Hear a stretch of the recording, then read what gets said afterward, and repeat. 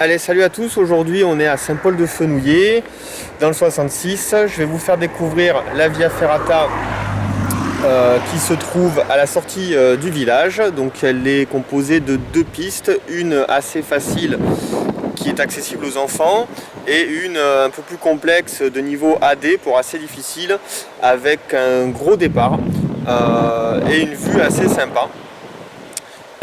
Donc pour la Via Ferrata, on n'utilise pas le même équipement que pour l'escalade, notamment au niveau des longes où il vous faudra impérativement des longes avec un absorbeur de choc qui permet en cas de chute, je ne sais pas si on le voit bien, mais qui permet en cas de chute d'absorber l'énergie du corps sur les câbles. C'est vraiment obligatoire. Étant tout seul, j'ai prévenu mes amis de où j'étais et à quel endroit je grimpais. Très important, bien évidemment, le casque en cas de chute de pierre. Et on va débuter tout de suite donc par un petit échauffement sur la piste, donc on va dire enfant, et on continuera ensuite sur la panoramique. Donc on est au départ de la piste, on va dire enfant, qui est donc repérée par cet affichage là. Donc où effectivement il est clairement indiqué qu'il vous faut un casque, un baudrier, une double longe, un absorbeur d'énergie et toujours prendre un petit mousqueton en plus. Donc sur cette voie le démarrage est assez simple, pas trop de verticalité, un débord à l'horizontale et ensuite une partie qui grimpe un petit peu plus, on se retrouvera là-haut. Donc pour le démarrage j'ai une ligne de vie, un câble tout simplement. Qui va me permettre tout au long de la voie de pouvoir évoluer en toute sécurité. Donc pourquoi j'ai deux mousquetons sur ma longe? C'est tout simplement pour que lorsqu'il y a des passages à traverser, on détache un mousqueton, on le passe de l'autre côté et une fois que je suis assuré, je passe le deuxième mousqueton.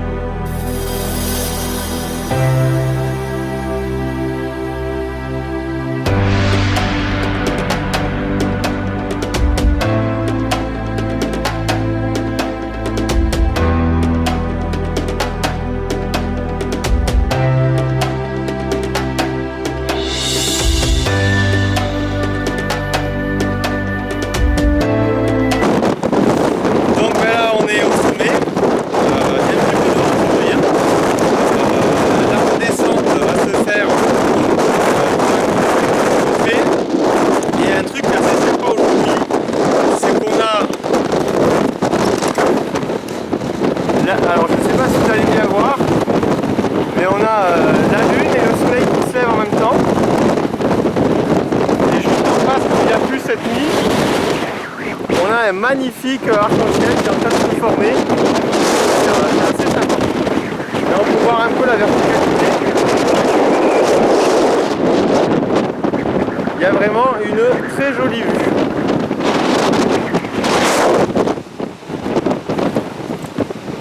Alors je me suis mis un peu à l'abri parce que c'est vrai qu'en plein vent c'est difficile. Je voulais juste vous montrer pourquoi la piste était adaptée aux enfants. C'est parce que même sur la fin de la piste, on vient de terminer là-haut, et vous pouvez voir que même sur la fin de la piste, sur le chemin de randonnée qui va vous ramener au parking, il y a une ligne de vie, ce qui permet aux enfants qui ne sont pas forcément même habitués à marcher sur des chemins de randonnée un peu caillouteux, qui glissent, etc., d'être en sécurité. Alors j'en profite pour vous montrer un petit peu le parcours. Donc on est parti de là, vous voyez on voit la route en contrebas, et donc en fait, je ne sais pas si on voit bien, voilà.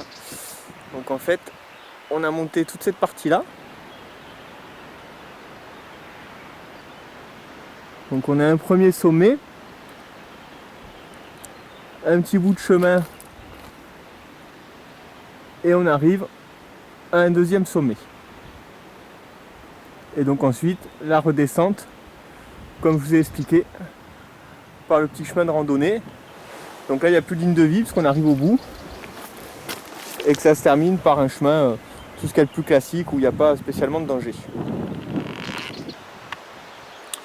Donc voilà, on est au départ de la panoramique. Je suis redescendu de la piste, la piste enfant, on va dire. Donc voilà. Avant de démarrer la panoramique, alors à savoir qu'aujourd'hui il y a beaucoup de vent. Donc si vous n'êtes pas expérimenté, surtout vous y engagez pas. Ça fait 2-3 fois que je la fais par jour de vent. Quand on arrive en haut, on est en montagne, hein, même si on n'est pas sur des très grandes altitudes. Le vent il s'accélère sur les pointes. Alors avant de continuer, hop là. Donc avant de continuer, on va quand même faire un truc qui est important, c'est qu'on va s'hydrater et prendre un peu de sucre. Alors chacun amène ce qu'il veut, hein, mais c'est important, on ne se rend pas compte parce que on y va par étapes et par paliers, petit à petit, mais c'est quand même très important de se réhydrater et de prendre des forces, sachant que sur la panoramique, il n'y a que 2, 3, maximum 4 endroits où on peut se poser vraiment à l'abri du vent, s'asseoir et pouvoir grignoter. Donc c'est quand même important de pouvoir, dès qu'il y a un petit moment, de s'hydrater. Sur la panoramique, moi je vous conseille en plus d'avoir ce type d'équipement. Donc je ne sais pas si vous voyez bien, voilà, une petite vache. Donc un simple bout de corde dynamique bien sûr avec un mousqueton à vis. Ça va vous permettre sur des endroits un peu difficiles de pouvoir vous accrocher à l'échelon, de pouvoir vous poser, vous reposer éventuellement et d'être maintenu. Parce qu'il faut savoir que le système que j'ai là, par exemple Vitalink ou d'une autre marque, c'est uniquement pour la sécurité. On n'est pas censé s'en servir pour se poser dessus. Il y a à l'intérieur de ce dispositif, il y a en fait un ralentisseur qui marche un peu comme une ceinture de sécurité qui se déroule en cas de chute. Donc c'est vraiment pas fait pour se poser dessus. Donc ça vaut voilà, ça vaut une dizaine d'euros, une quinzaine d'euros et c'est très bien. Pour les gens qui n'ont pas de matériel, je vous mettrai le lien dans la description. Vous avez le camping de la Glie qui est à 500 mètres de la Via Ferrata et qui loue du matériel. Alors de mémoire, je crois que c'est 14 euros la journée ou la demi-journée et 19 euros la journée, quelque chose comme ça. Le matériel est de très bonne qualité, il est entretenu, c'est du Petzl. Puis en plus les gens sont sympas et vu la crise actuelle, c'est sympa de faire marcher les commerçants locaux. Allez, on se retrouve tout à l'heure au pied de la panoramique. Moi en attendant je vais grignoter un peu. Donc on est au pied de la Via. Donc comme vous pouvez le voir, il y a un mur au démarrage. Ce que je voulais surtout vous montrer, c'est voilà, donc vous avez toutes les consignes au pied de la voie. Donc là je ne vais pas pouvoir filmer vu le vent et vu le dévers. Donc voilà, donc on commence avec un gros mur. Donc qui démarre de là. Et qui va nous amener au premier pont de Singe qui est là-haut.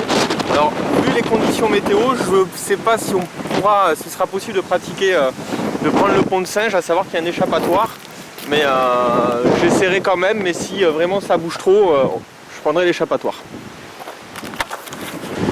Alors je fais une petite pause au milieu du mur, donc je suis à peu près à la moitié. Donc on peut voir qu'il reste voilà, comme ça. Et de l'autre côté, ça donne à peu près ça. Voilà. Mais surtout ce que je voulais vous montrer, ce qui était vraiment sympa, c'est la vue qu'on a sur le torrent. Et avec le passage entre les deux montagnes. Personnellement, c'est vraiment un endroit que j'apprécie énormément. On a un ancien pont en pierre qui est toujours là, comme quoi les constructions anciennes ça dure.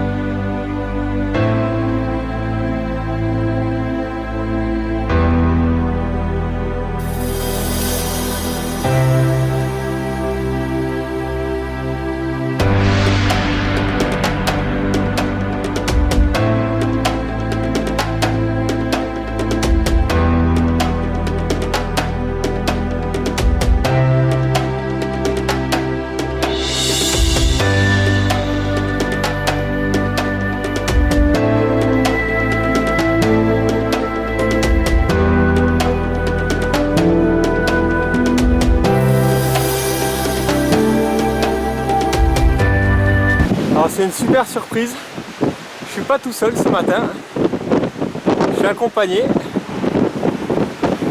Bon, ceci dit, il grimpe quand même vachement mieux que moi. J'avais quelques doutes qu'il était devant moi, j'avais senti quelques odeurs mais avec le vent c'était compliqué.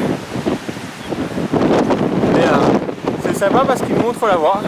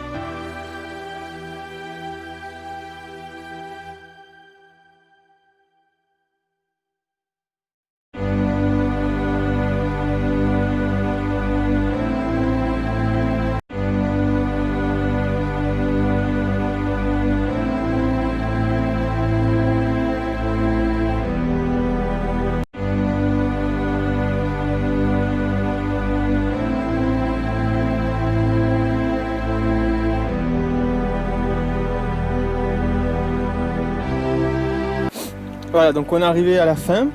Donc même principe que sur la piste, sur la petite piste. Donc on a pareil une ligne de vie qui nous permet de redescendre. Bon là c'est un peu plus raide. Chose importante parce qu'il y en a qui ont essayé, ils ont eu des problèmes. L'itinéraire il est prévu pour être dans un seul sens. Alors ça peut paraître très bête. C'est vrai que des fois on peut être tenté de le faire dans les deux sens. Sauf qu'en fait déjà vous allez vous rencontrer les gens qui eux montent et donc ça va être un peu compliqué de se croiser. Deuxièmement, sur les parties où il y a des murs, c'est la chute assurée. Donc vraiment à éviter. De toute façon l'itinéraire déjà dans le sens normal est très joli, très sympa. Je le connais par cœur et j'y prends encore du plaisir. Donc faut apprécier ce qu'on a et pas essayer d'en avoir plus.